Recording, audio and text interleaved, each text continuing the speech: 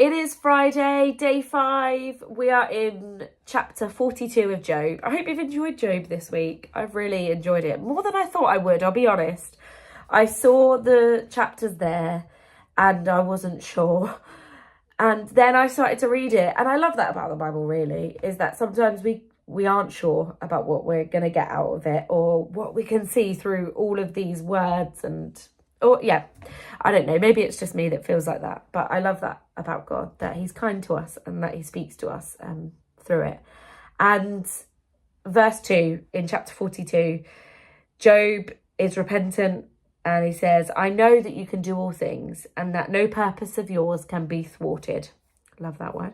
Later on he says in verse 6, therefore I despise myself, I repent in dust and ashes. This is Job's ultimate submission to God. I feel like he did already submit in his first response. I thought that was a great response. And then he submits even more, if that's even possible. He repents. I've heard you. I've seen you, God. I'm sorry, God.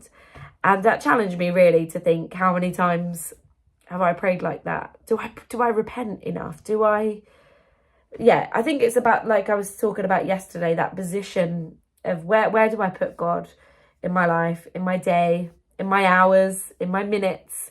Where am I putting God? And do I really submit myself to him? So that was a challenge for me. And what I loved as well is that in God's kindness, he rebuked Job's friends, the very ones who thought they had God's back and knew all the answers. Obviously didn't, because we know that, being the reader now, that God set them straight. God put those friendships right. And then he gives Job a beautiful opportunity to intercede on the behalf of the very friends that hurt him and to sacrifice for the friends that hurt him too. And Job does that. And then God restores Job's fortunes. He says when he prayed for his friends, the Lord restored his fortunes and he gave him twice as much as he had before. And just reading it now, I obviously won't read it now, but it's just amazing what God restores to Job. And what really stuck out to me was that people came to comfort Job, because I can only imagine how do I say this without sounding weird, residue pain of everything that had happened.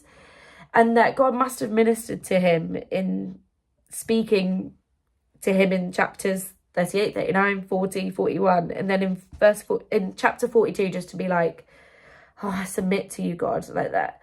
Yeah, I love that. I wonder what Job was thinking then. And his need to be comforted shows his humanness to us, I guess. And God said he died full of it. He died full of all his days. God set his days doubled in number, which is just wild for the time that it's in. I just think chapter 42 is just a reminder of God's faithfulness, his mercy to Job's friends, him being slow to anger, abounding in steadfast love. It's just a real encouragement to us. And so I pray that you have been encouraged this week in Job. And a prayer today, maybe there's things in your lives right now. Well, I won't even say maybe. I'll be as bold to say, if you're anything like me, there are definitely things in your life right now that you could repent for. You could say sorry to God for, and just set your soul right, without meaning to be too cringe. Set your soul right with God, and just be encouraged by the story of Job, that God is faithful and just and kind. And it didn't maybe look the way that Job or even we would expect, but it was exactly what Job needed to set himself in good stead with God. And so thank you for sticking with us this week in Job. I hope you've enjoyed it, and I look forward to seeing you soon. Have a great weekend. Bye.